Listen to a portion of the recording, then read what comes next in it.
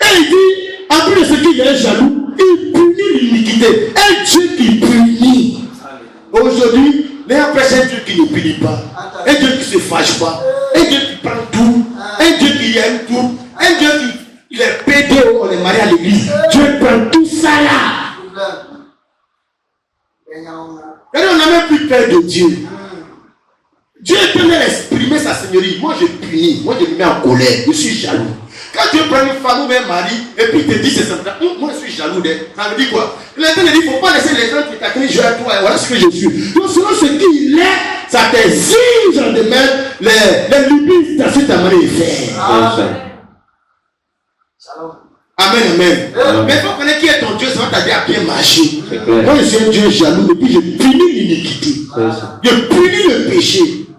Je ne tolère pas le péché. Alléluia. Oh frère, c'est comme ça qu'on a prêché l'évangile. Tu vas te marier, tu vas te bénir. Mais on doit dire, prêcher les attributs de Dieu, les sentiments de Dieu qui accompagnent sa parole et qui doivent mettre en garde ceux qui sont devenus ses enfants qu'il a sauvés. Alléluia. Quand il a dit qu'il ne veut pas qu'ils adorent notre Dieu, fait des images taillées, il explique sa seigneurie. Exode chapitre 32, qu'est-ce qui va leur arriver? C'est là l'échec. Ils ont des droits qui réclament. Sauve-nous, le Seigneur va les sauver. Mais les devoirs, le Seigneur les explique, c'est devoirs. Donc il va qu'on ait une relation, mais tu as des droits et des devoirs dans la relation. Beaucoup vont à l'église, mais n'ont pas de relation. Ils ne sont pas de relation avec le Seigneur. N'ont pas de relation, le Seigneur, il s'en fout. Avant l'évangélisation, lui, ça ne le concerne pas. Mais quand tu es dans une relation, mais tu as des droits, mais tu as des devoirs avec celui-là qui t'a sauvé. Quels sont tes devoirs? Mais tu dois son témoin parler de comment il t'a sauvé, que son amour. Amen. Non, nous on est à la maison, on dort, les gens sont malades. Ah, vraiment, Dieu, vous me guérissez parce qu'il faut prier pour moi. Il ne fait qu'être ton sauveur seulement. Mais à quel moment il va devenir ton Seigneur? Dans le cœur, il dit pourquoi tu ne fais pas ce que j'ai dit? C'est une fausse adoration. Nous, on n'aime pas être dans la relation avec une femme qui ne fait que bouffer notre argent. Les femmes aiment l'argent, donnent l'argent. Tu vois, souvent on attend une femme aussi qui va faire le contraire aussi. C'est comme ça dans notre relation avec Dieu. Dieu veut aussi des hommes, pas qu'ils veulent seulement que Dieu les sauve, mais qu'ils reconnaissent que Dieu mérite d'être le Seigneur. Et qu'ils doivent faire ce que Dieu les dit. Que ce n'est pas Dieu qui doit faire ce qu'ils disent à Dieu de faire, mais eux aussi doivent faire ce que Dieu les dit de faire. Exode chapitre 32. Vas-y frère.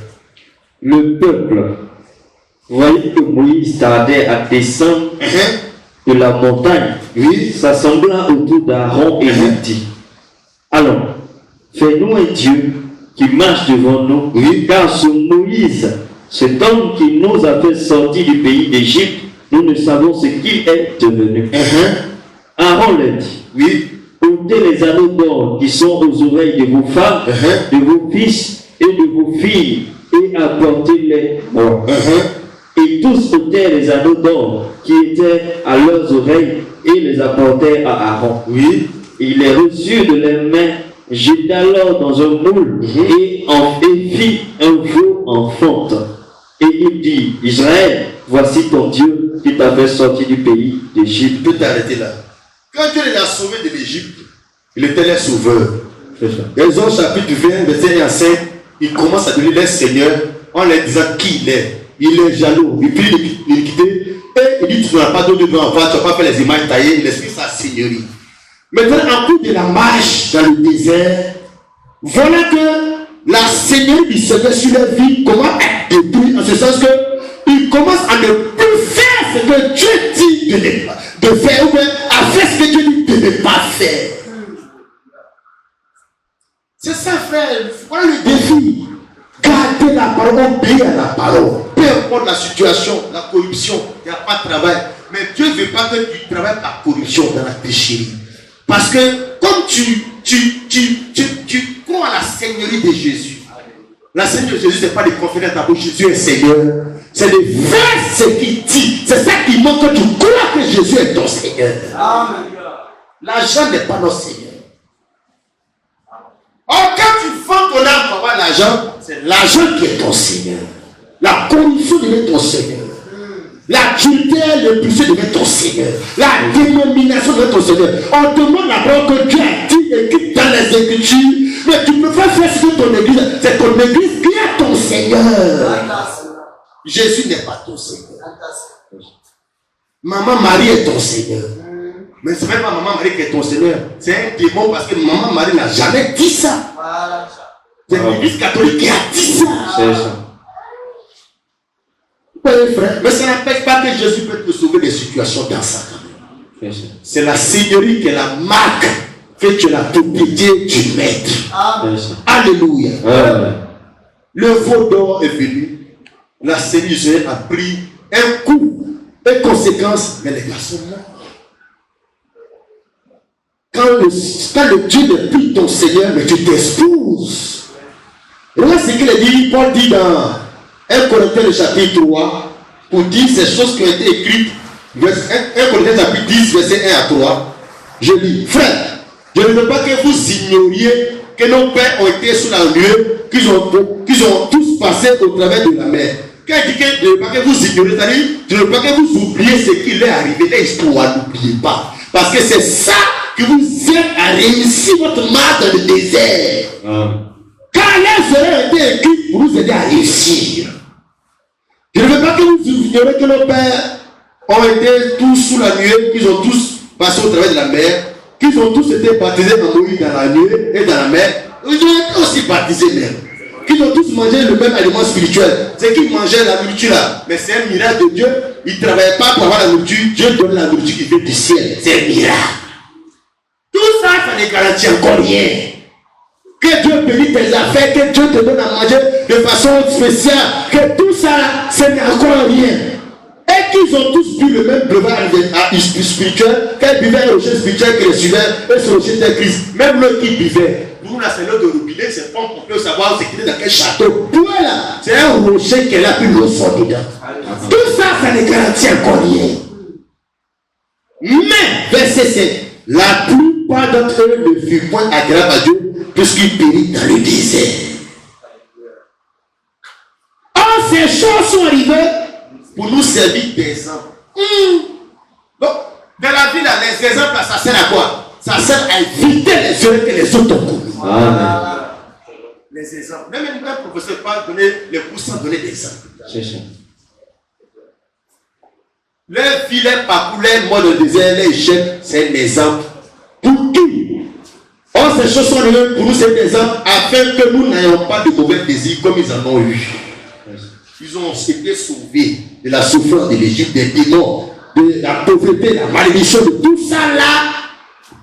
Mais en ce qui concerne la Seigneurie du Seigneur, pourquoi m'appelez-vous Seigneur? Il ne faut pas ce que Dieu est Seigneur, c'est celui dont on s'obéit à ses commandements, à sa parole. Amen. Quand il a donné ses commandements dans Exode chapitre 20, arrivé devant dans la marche, ils ont fait le contraire. Est-ce que Dieu peut accepter d'être leur Seigneur? Non! La Bible dit ils sont morts et ces choses sont arrivées pour nous servir d'exemple afin que nous n'ayons pas de mauvais désirs comme ils en ont eu. Ça allait arriver parce que les désirs de leur cœur étaient des mauvais désirs vis-à-vis de la parole de Dieu. Il peut faire, voilà, quand on a mis des mauvais désirs, on voit la parole de Dieu là. Les mauvais désirs nous amènent à trouver d'autres raisons pour continuer la parole.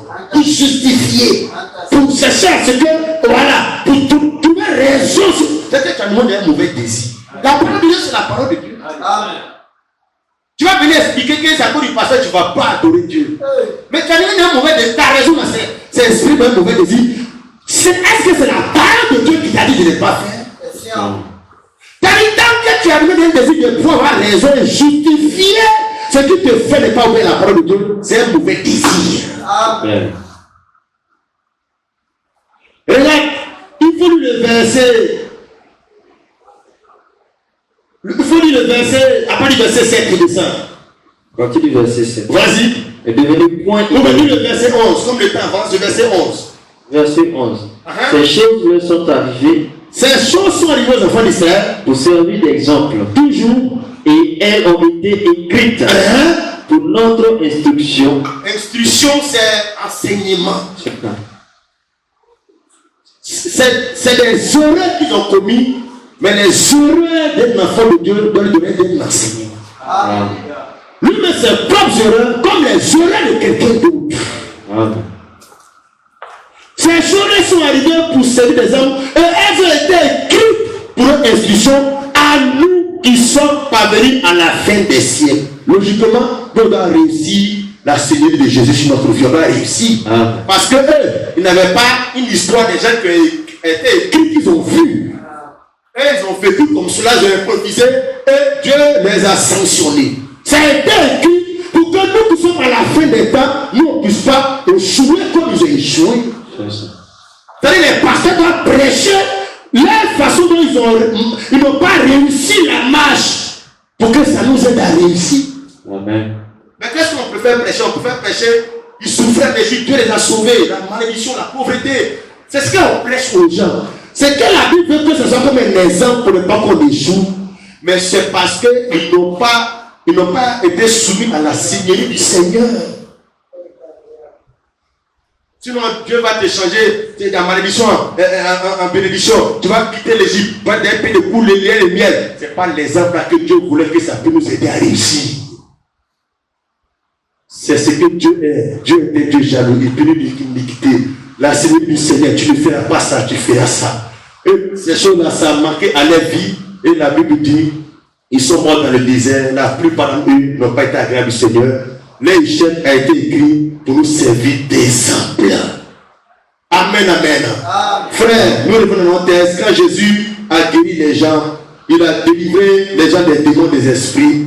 Et il a fini par dire après, pourquoi m'appelez-vous Seigneur, Seigneur, et ne faites-vous pas ce que je dis?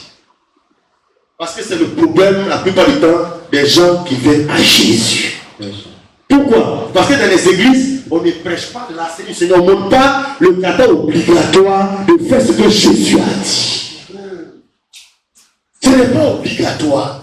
Une femme peut mettre ses rouges à lèvres. Ça dit, on laisse les gens vivre comme s'ils n'ont pas de seigneur, de chef, de propriétaire. Ils n'ont pas un souverain qui règne sur les vies. Ils n'ont pas peur. On a un Jésus là qui peut être pété, qui peut être tisa, qui a fait tout ça. Il a dit aux enfants d'Israël, je suis un Dieu jaloux, je punis l'iniquité. Amen, amen. Gloire au Seigneur. Oui, frère, je vais que nous puissions évoluer. Regarde quand les apôtres prêchaient, ce à quoi ils amenaient les gens, 2 Corinthiens 10, verset 5. 2 Corinthiens 10, verset 5. Non, n'oublie pas, frère. La Seigneurie de Jésus s'exprime dans ta vie lorsque tu fais ce qu'il te dit. Amen. C'est ça qui montre que tu crois que Jésus est ton Seigneur. Tu vas dire dans ta bouche comme ça, braga, pendant qu'elle dit ça, elle chante. Les clés baillis, ils sont devenus chrétiens, servants de Dieu. On les conseille pasteurs, tu les vois, ils chantent Dieu là. Elles sont dans le courant, maquillées comme ça, elles dansent comme ça, ils savent que Jésus n'a jamais été là, c'est pourquoi ils sont partis encore dans le coupé décalé. Tu les gens.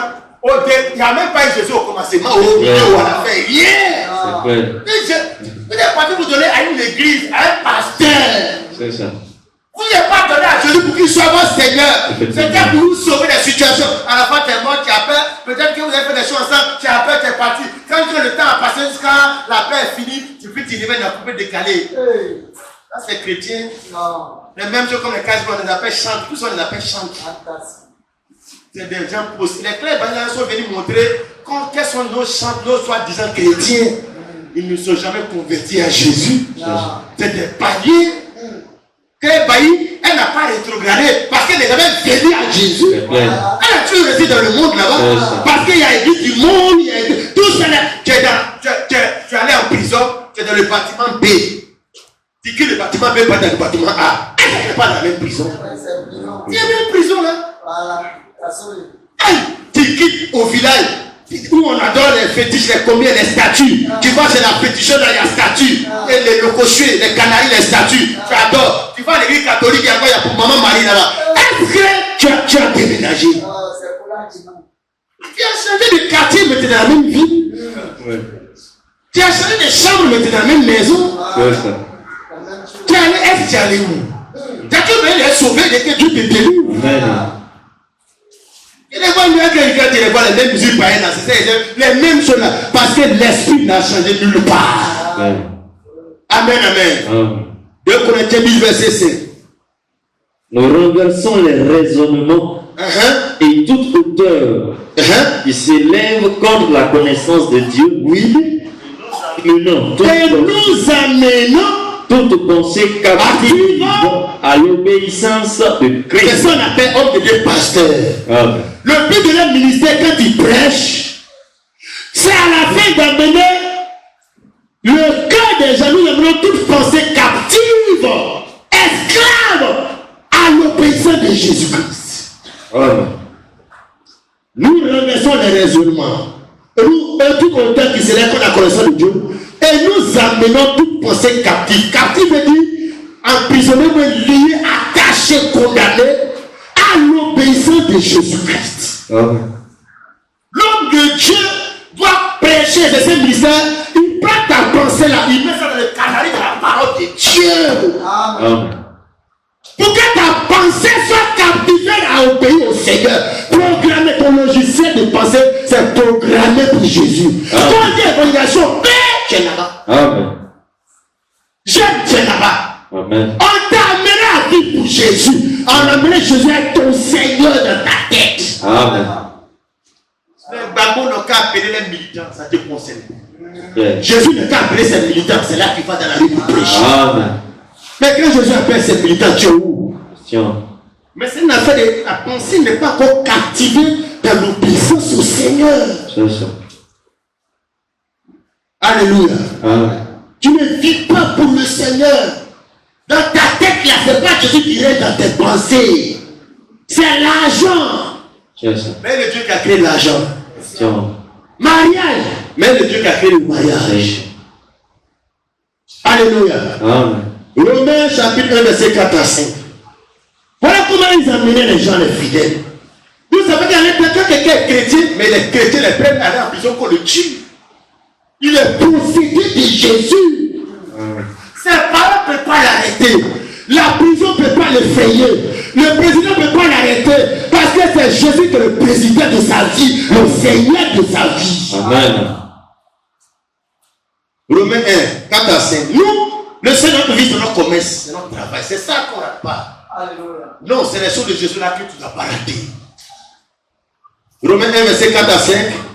Et déclaré fils de Dieu avec puissance, selon l'esprit de sainteté, par sa résurrection d'entre les morts, Jésus-Christ notre Seigneur, par qui nous avons reçu la grâce et l'apostolat, le ministère, pour amener à son nom, à l'obéissance de la foi, tous les païens. Voilà le rôle d'un homme de Dieu. Quand on dit grand homme de Dieu là, ce n'est pas le côté ministère de te sauver, guérir.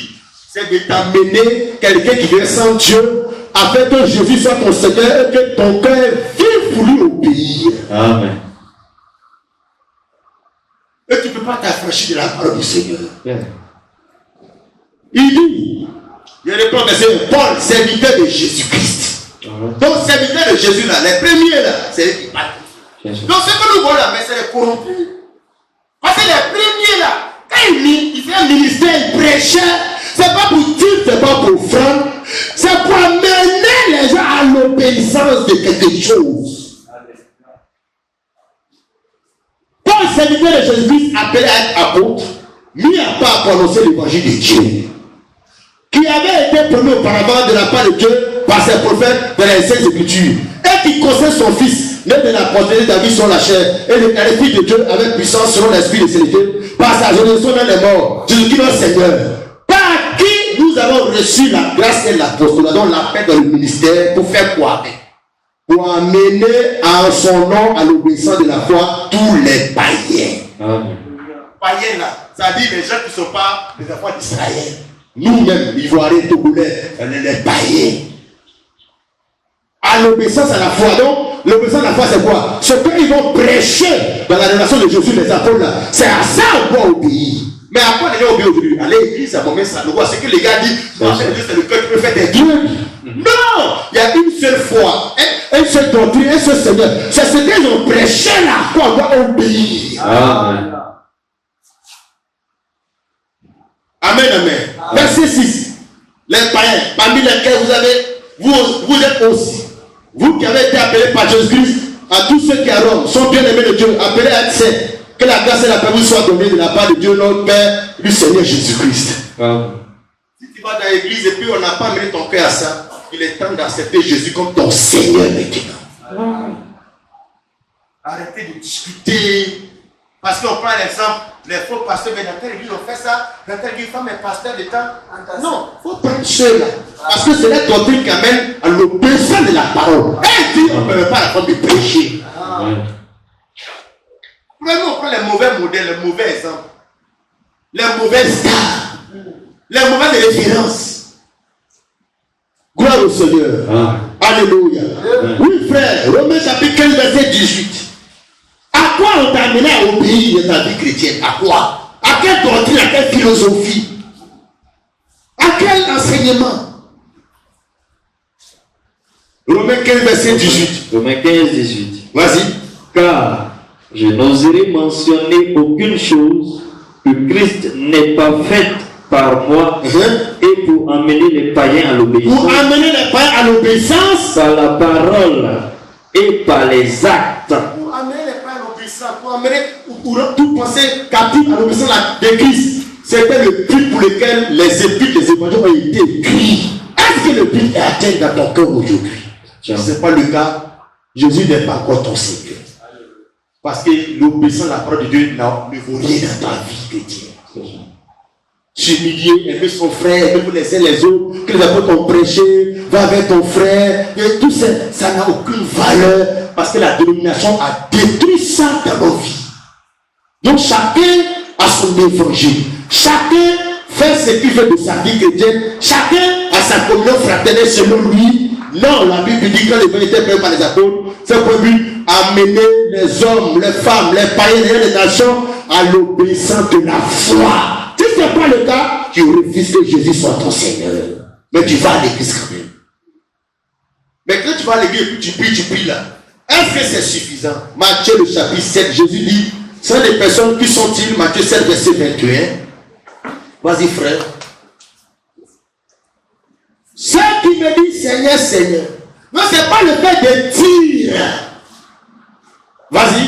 Ceux qui me disent Seigneur, Seigneur, n'entreront pas tous dans le royaume des cieux, mais celui-là seul qui fait la volonté de mon Père. Ça qui montre que Jésus est ton Seigneur, le fait de faire. Sa volonté, c'est sa parole. Mais le dire, mais ça n'a aucune valeur. Je suis du message. Je crois le message. Je crois tous ces noms que tu dis là, ça ne veut rien dire. Et la plupart même les gens qui sont dans le message, c'est les plus grands escrocs, les malhonnêtes. Parce qu'ils se disent on a connaissance. Vas-y au verset 22. Verset 22. Plusieurs me diront en ce jour-là. Oui. Seigneur, Seigneur, n'avons-nous pas ton nom? N'avons-nous pas chassé des démons par ton nom? Et n'avons-nous pas fait beaucoup de miracles par ton nom? Vas-y. Alors je les dirai ouvertement. Oui. Je ne vous ai jamais connu. Retirez-vous de moi, vous qui commettez l'iniquité. Maintenant, il va donner le fond de sa pensée. Pourquoi il a dit ça? Il va donner maintenant la parole pour expliquer ça. C'est pourquoi quiconque entend ces paroles, il a entendu les paroles du Seigneur. Je dis, et les met. Et les met en pratique. Pas seulement il a entendu, mais il a entendu et puis il les met en pratique. Pas parce qu'il a entendu ce que le Seigneur a dit, mais ce que le Seigneur a dit, comme c'est son Seigneur, il va faire ce que le Seigneur a dit. Il est en train d'expliquer maintenant. C'est pourquoi quiconque entend ces paroles que je dis et les met en pratique sera semblable à un homme prudent. Il est prudent. Il a bâti sa maison sur le roc. La pluie est tombée, les torrents sont venus, les vents ont soufflé, ils se sont jetés contre cette maison, elle n'est point tombée parce qu'elle était fondée sur le roc. Le roc c'est quoi? Ici, c'est l'obéissance à la parole de Dieu qui est le roc. Amen. Il dit à Pierre, sur cette pierre, sur ce roc, je bâtirai mon église. L'église est bâtie sur la foi qui obéit à la parole du Seigneur. Amen. Donc il est en train d'expliquer, c'est pas ceux du Seigneur qui iront dans les rangs des cieux et puis dans la pensée. C'est pourquoi quiconque entend ces paroles et les met en pratique sera semblable à un homme prudent. a bâti sa maison sur le roc. Sa maison ici, c'est sa foi, c'est sa vie chrétienne. C'est quelque chose qui est solide. Gardez la parole, obéir à la parole. Le verset qui suit dit ceci, verset 26. Verset 26. Mais, quiconque entend, ça fait deux types de croyants, deux types de bâtisseurs, deux types de personnes qui entendent la parole. Un qui entend, qui pratique, qui entend, qui met, qui se soumet. Un qui reçoit la parole du Seigneur et qui croit que s'il est Seigneur, on doit obéir à sa parole. Et l'autre, mais quiconque entend ces paroles que je dis, il a entendu. Et ne les met pas en elle pratique, s'en fout de ça. Elle s'en fout de ça. Ce pasteur, elle s'en fout de ça. Elle là, c'est un vrai miracle ici. Plusieurs me diront, c'est non, pas le professeur patron. Et c'est ça qui les intéresse. L'onction, miracle. C'est ça qui les intéresse. C'est ça la vie chrétienne.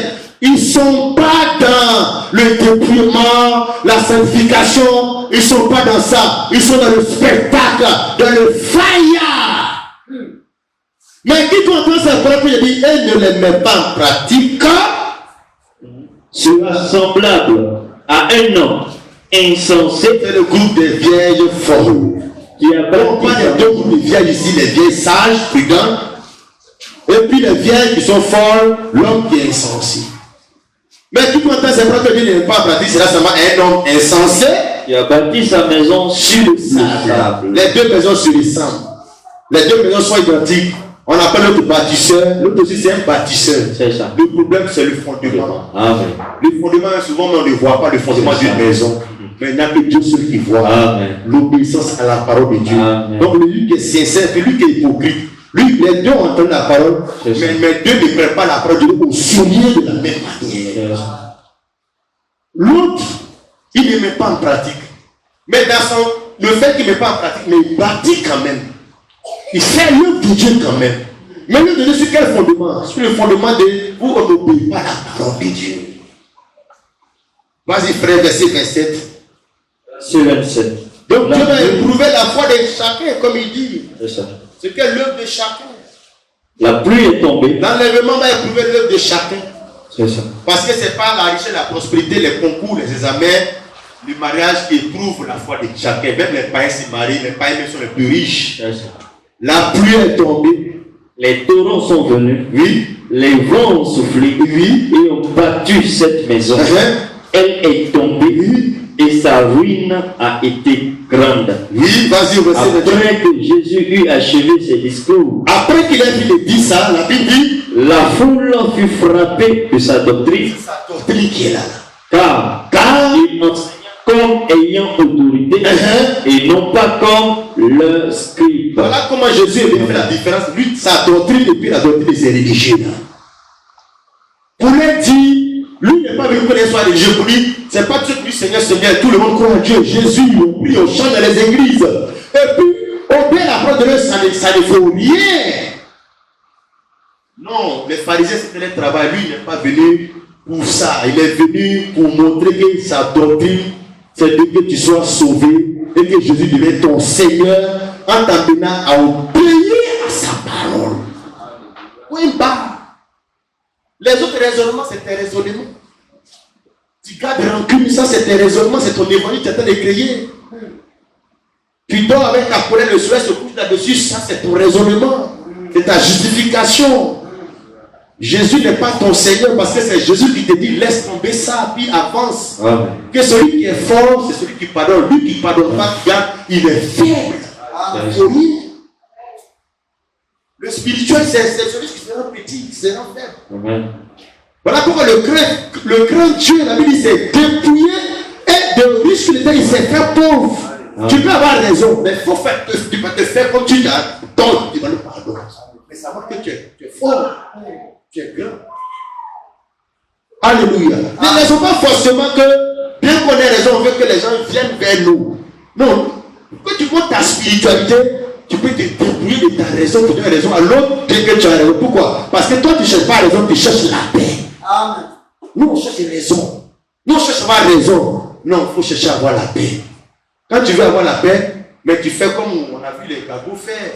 Quand tu veux avoir la paix, tu as oublié de faire certaines choses qu'à un moment donné, même tu perds tout. Quand tu veux avoir la paix, c'est mieux de chercher à avoir la paix. et de perdre tes privilèges. Alléluia. Gloire au Seigneur. Oui, bien aimé, voilà une autre réalité que je vais te montrer. Seigneur, ça veut dire quoi? C'est quoi, Seigneur? On dit ça, Jésus est mon Seigneur. Tu crois que Jésus est le Seigneur? On croit comme ça. Non. C'est ta foi, ton obéissance à parole qui demande que Jésus est ton Seigneur. Amen. Ce n'est pas dans ta bouche, c'est dans la pratique de sa parole. Vive sa parole. Amen. Si Jésus est ton Seigneur, mais il faut qu'on voit dans ton dépouillement que Jésus est le Seigneur de la femme qui passe là. Voilà pourquoi elle a bien décemment. Mais quand Jésus n'est pas ton Seigneur, tu as habillé comme une djantou, une prostituée, ça montre que ce n'est pas Jésus qui est ton Seigneur. Parce que même les esclaves, tu marqué, les oreilles sont percées, les choses dedans. Le Seigneur a sa main sur son esclave. Alléluia, gloire au Seigneur.